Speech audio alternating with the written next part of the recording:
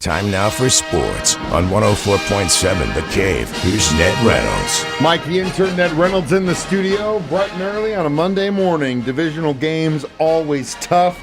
Just asked the Baltimore Ravens about that, and it wasn't any easier for the Chiefs in Las Vegas yesterday. Was not, and you're right about the Ravens. They got knocked off by the Cleveland Browns in Cleveland. That's the old Browns against the new Browns, and the new Browns come away with an upset victory, but that's not the game we're talking about.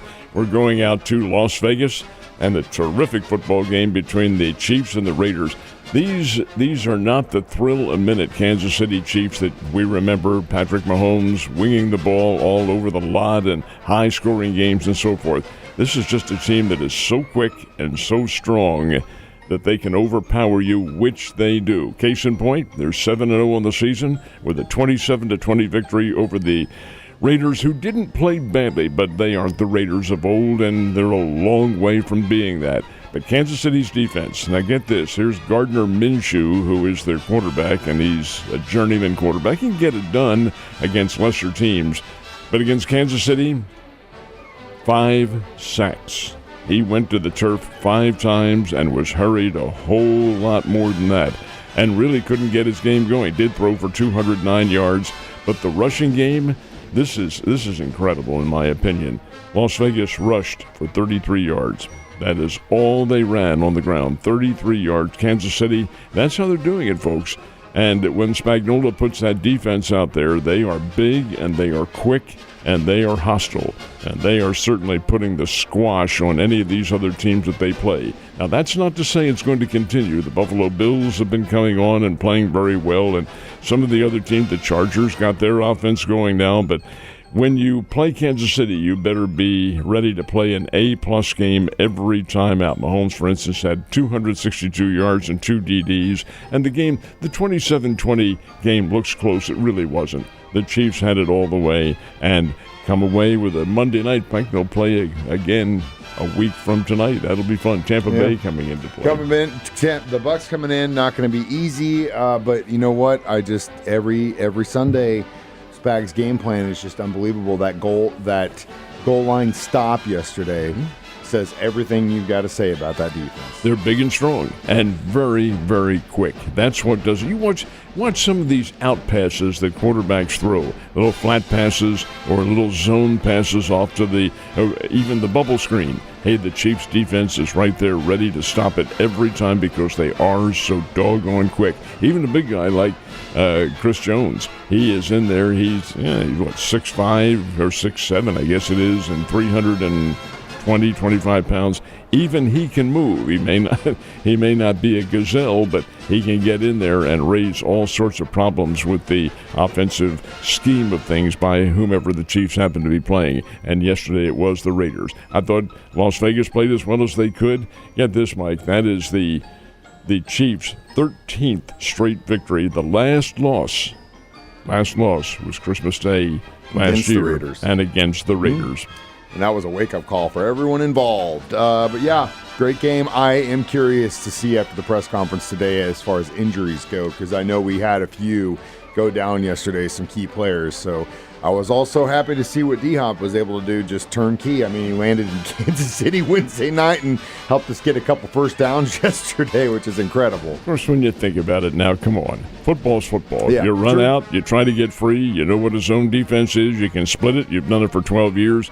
He doggone well better be able to. He just does not have the quickness that he once had. He's a svelte athlete, don't get me wrong, but when you're around and taking 12 years of beatings like he has as a wide receiver, it's going to be limited. But still, right there, made a great circus catch on one of them. He'll help the team. There's no question about it. So I haven't talked to him yet. I know you saw him yesterday. How's Joe doing? He is suffering through the emotional pains as well as he could. He didn't talk much about the game. You guys didn't talk much about the game yet at all? Talked a little bit about it, but not very much. I think he purposely avoided it. Joe is Joe Weston, who is an avowed Yankees fan, and he finds his team down 2-0 going into Game 3 coming up tonight at Yankee Stadium. As a matter of fact, if there are going to be 3 more games, there certainly will be 2 more, but if they're going to be third, those 3 will be at Yankee Stadium, and the final 2, if necessary, would be at Dodger Stadium in Los Angeles. The Dodgers may or may not have their catalyst in there. I think they will. And they're counting on Shohei Ohtani to be there, leading off as usual. Ohtani suffered what's called a subluxation, I think is what they term it. It's kind of a partial separation of the shoulder, sliding into second base in the game on Saturday night. And he had some pain and some discomfort, but the Dodgers seem to think that he can play. He did not fly with the team to New York. He came in separately because he was undergoing some further medical exams. But he seems to think he can play as well. So I don't think there'll be any changes when Game 3 comes up tonight at Yankee Stadium. Yeah, if Ohtani can stand up, that guy's going to be out there. Trust me, these last few games, he's not giving up on this thing Pretty at good all. player, let me tell you.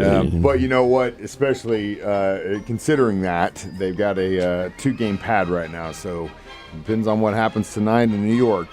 We did have some college football action. The Bears still hot? They are more than that. They're searing. How about 560-some yards, 575 yards of total offense against the University of Northern Iowa up in Cedar Falls in the Unidome. Northern Iowa plays their games indoors, and it is a house of horrors, or has been for the Bears. Now, the Bears come away with the win, 49-42 on Saturday. Both teams, this is a track meet, running up and down the field.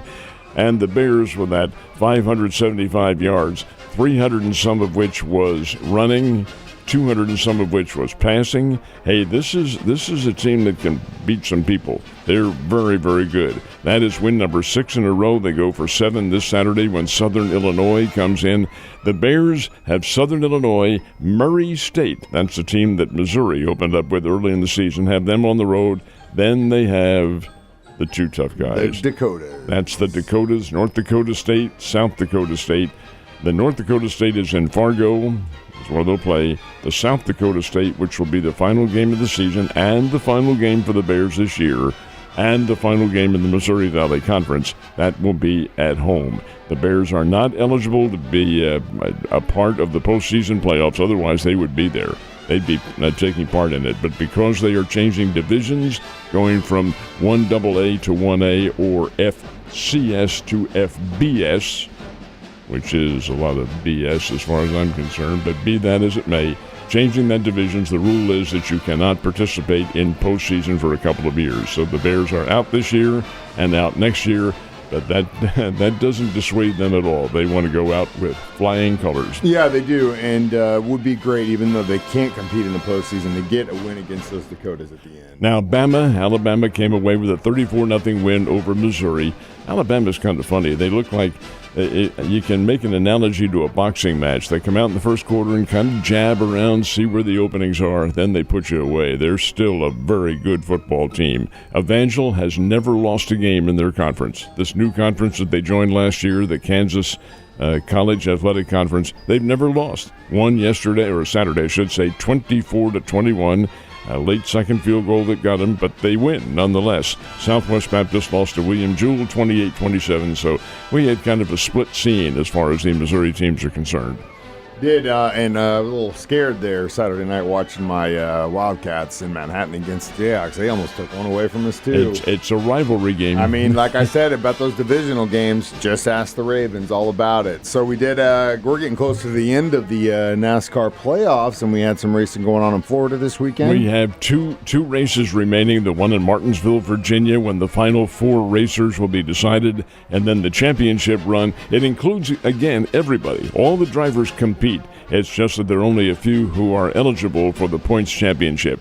The race yesterday, that was an absolute dandy. It was in Homestead, which is a suburb of Miami, and Tyler Reddick took the lead on the final lap and got the win, and he solidified his place in the final 4. So right now it's Tyler Reddick and Joey Logano, who are 2 of the 4 final drivers.